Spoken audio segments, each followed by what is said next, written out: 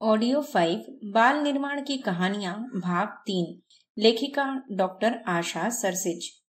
शीर्षक श्वेता की उतावली। पीयूष के घर एक पालतू बिल्ली थी। वह सफेद रंग की थी, इसीलिए सबने उसका नाम श्वेता रख लिया था। श्वेता घर के सदस्य की ही भांति रहती थी। वह शान से अपनी गर्दन उठाकर घर भर में घूमती रहती थी।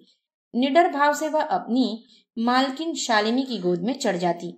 वे प्यार से उसकी पीठ थपथपाती। श्वेता अपनी आंखों को आधा खोलकर उसके स्नेह के प्रति म्याऊं म्याऊं कहकर प्रसन्नता व्यक्त करती। श्वेता को दूध और उससे बनी चीजें बहुत पसंद थीं। उसकी यह पसंद शालिनी को भी पता थी, इसलिए वह उसे रोज दूध तो देती ही थी, पर जब भी घर में खीर, गाजर का हलवा, छेने की मिठाई बनती तो श्वेता बिल्ली को भी जरूर दी जाती। एक दिन शालिनी का बेटा राहुल माँ से बोला, माँ आज तो मैं खीर खाऊंगा। स्कूल से लौट आऊं उससे पहले खीर जरूर बनाकर रखना। दोपहर के समय शालिनी ने रसोई घर में जाकर खीर बनानी प्रारंभ की। श्वेता बिल्ली उस समय बगीचे में उछल कूद कर रही थी। उसकी नाक में खीर पकने की सौंधी सौंधी गंध गई।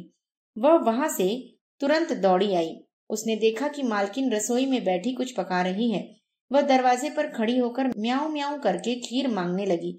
शालिनी श्वेता बिल्ली को कभी रसोई के अंदर न आने देती थी, इसलिए वे दरवाजे पर ही खड़ी बोल रही थी, अरे खीर तो पक जाने दे, इतनी उतावली क्यों हो रही है? तुझे क्या मिलेगी नहीं? शालिनी ने बैठे बैठे कहा। श्वेता की समझ में कुछ बात आई, कुछ नहीं, पर वह रसोई के दरवाजे से हट गई। वह बरामदे में इधर उधर घूमते चूहों के पीछे दौड़ने लगी।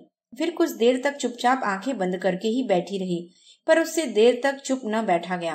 खीर की गंध जैसे जैसे उसकी नाक में घुसती जा रही थी, वह बेचैन होती जा रही थी। श्वेता फिर रसोई घर के दरवाजे पर म्याऊं म्याऊं करने लगी। खीर बन चुकी थी, पर वह बहुत गर्म थी। शालिनी बोली, श्वेता अभी थोड़ा सा रुक जाओ। शालिनी रसोई घर के दरवाजे से निकली तो श्वेता भी उसके पीछे पीछे चलने लगी। उसकी साड़ी का पल्ला खींचने लगी। शालिनी ने देखा कि श्वेता खीर खाने के लिए बड़ी उतावली है, तो उसने एक कटोरी में खीर डाली। उसमें से गर्म गर्म भाप निकल रही थी। शालिनी ने कटोरी जमीन पर रखकर समझाया था, अभी बहुत गर्म है, ठंडी होने पर खाना। इतने में शालिनी की कोई सहेली आ गई और वह दूसरे कमरे में जाकर उससे बातें करने लगी। इधर श्वेता ने उतावली में कटोरी में अपना पंजा मारा।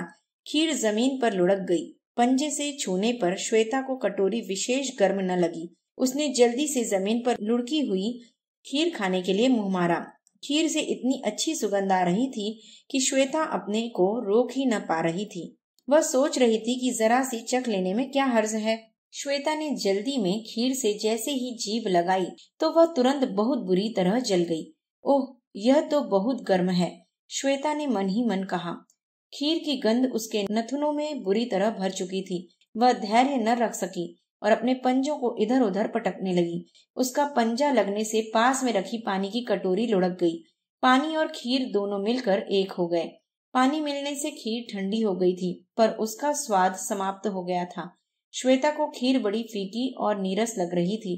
अब वह अपनी जल्दबाजी पर पछताने लगी। न वह इतनी जल्दी मचाती और न खीर बेकार होती। जमीन पर से पानी मिली खीर चाटकर श्वेता ने खीर की कटोरी चाटी। कटोरी के किनारों पर जरा सी खीर लगी रह गई थी। उसे ही खाकर उसकी जीभ चटकारे भरने लगी। श्वेता मन में सोच रही थी कि न मैं आज इतनी जल्दबाजी करती और न इतनी अच्छी खीर खाने से वंचित रहती। किसी ने सच ही कहा है कि जल्दबाजी और उतावलेपन में काम सदैव ही बिगड़ता है। जो धैर्य और शांति से कार्य करता है वही सफलता पाता है। शीर्षक नकल का फल। राहुल 4 वर्ष का था, पर था वह बड़ा ही शरारती। वह न तो चुपचाप बैठ सकता था और न बिना बोले रह सकता था। हर समय कुछ न कुछ करता रहता था। नकलची भी वह बहुत था। एक बार किसी को काम करते देख लेता तो बस फिर वही काम खुद करने लगता। उसने एक दिन माँ को स्टोव जलाते देखा। माँ अंदर गई तो राहुल खुद स्टोव जलाने बैठ गया। एक दिन उसने अपने घर में बढ़ई को लकड़ी काटते देखा। बढ़ई खाना खाने गया तो राहुल भी आरी लेकर खुद लकड़ी काटने में जुट गया। बेचारा बड़ों का हर काम करता, सभी से डांट खाता और अपना सा मुंह लेकर लौट आता। यह उसके माता पिता की भी गलती थी कि वे उसे किसी ऐसे कार्य में नहीं लगाते थे जिसमें उसकी प्रतिभा का सदुपयोग हो। बच्चे को तो कुछ न कुछ काम करने को चाहिए ही। उसकी शक्ति का सदुपयोग अच्छे कार्य में नहीं कराया जाएगा तो वह गलत कार्यों में ही निकलेगी। राहुल को जानने की जिज्ञासा भी बहुत थी। माँ से हर समय वह कुछ न कुछ प्रश्न करता ही रहता था। एक बार राहुल के नाना जी आए। गांव में रहते थे, वहाँ वे खेती करते थे। नाना जी ने चलते समय कहा, चलो राहुल, कुछ दिन हमारे घर रहना। रास्ते में तुम्हें बहुत सी नई नई चीजें भी दिखेंगी। गांव भी तुमने कभी देखा नहीं है, वहाँ अच्छी अच्छी चीजें खाने को मिलेंगी। राहुल नाना जी के साथ जाने को तैयार हो गया। बस में उसने बहुत सी नई नई चीजें देखी और वह रास्ते भर नाना जी से उनके विषय में पूछता रहा। राहुल घर पहुंचा तो नानी उसे देखकर बहुत खुश हुई। वहाँ राहुल के मामा का लड़का सोनल भी था। वह आयु में राहुल के बराबर था। राहुल उसके साथ खेलता रहता। राहुल का गांव में खूब मन लग गया। एक दिन राहुल के नाना जी राहुल और सोनल दोनों को खेत पर ले गए। वहां उसने देखा कि 2 सुंदर बैल भी बंधे हैं। वे सफेद रंग के बहुत प्यारे और सुंदर थे। उन दोनों बैलों के नुकीले और घुमावदार सींग थे। ये बैल यहाँ क्या करेंगे? राहुल पूछने लगा। बेटे, बैलों को हल में लगाकर हल जोता जाएगा। ये खेतों के लिए बड़े ही उपयोगी होते हैं। इनके गोबर से बहुत अच्छी खाद बनती है। घर पर चलेंगे तो इन्हें बैलगाड़ी में जोत लेंगे, नाना जी ने समझाया।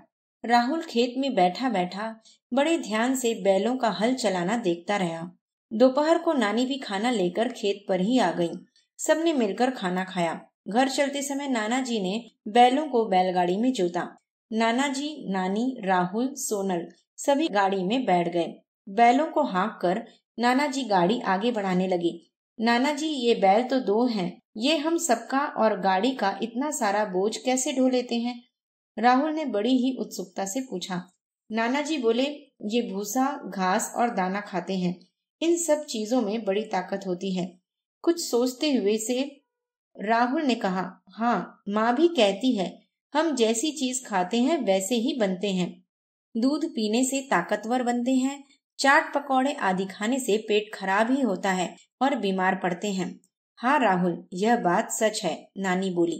पर माँ ने कभी यह तो नहीं बताया कि भूसा और घास खाने से ताकत बढ़ती है। उन्होंने ना ही मुझे ना ही पिताजी को कभी ये चीजें खिलाई हैं। राहुल अभी भी न जाने किस सोच में डूबा हुआ कह रहा था।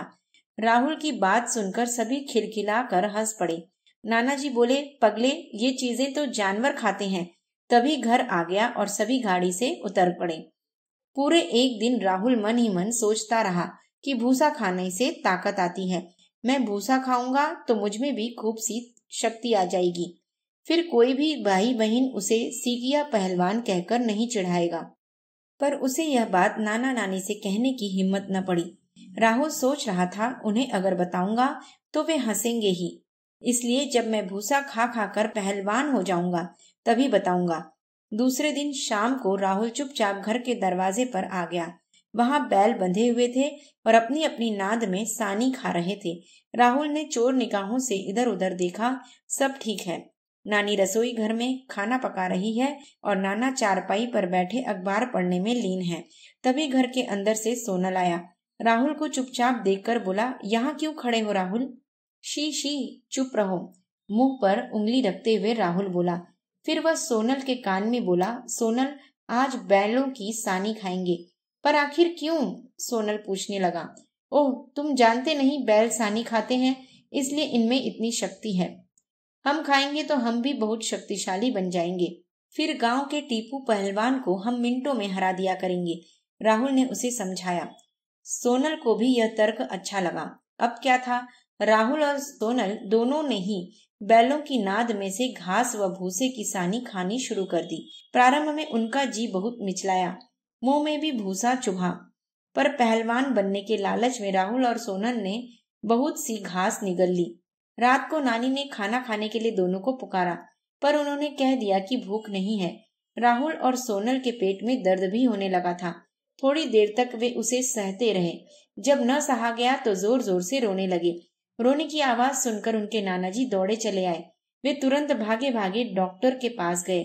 डॉक्टर ने उनका पेट टटोला, वह सख्त था। डॉक्टर ने पूछा, बच्चों, तुमने क्या खाया है, सच सच बताओ।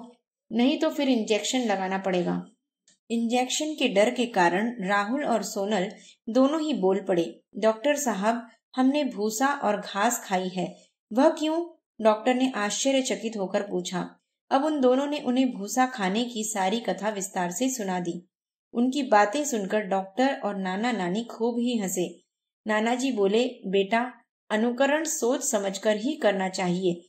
सब काम सबके अनुकूल नहीं हुआ करता। बिना अकल के जो नकल की जाती है वह सफल नहीं हुआ करती। डॉक्टर ने दोनों को कड़वी कड़वी दवा पीने के लिए दी। उस दिन से राहुल ने अपने कान पकड़े कि अब वह किसी की नकल नहीं करेगा और अकल से काम लेगा।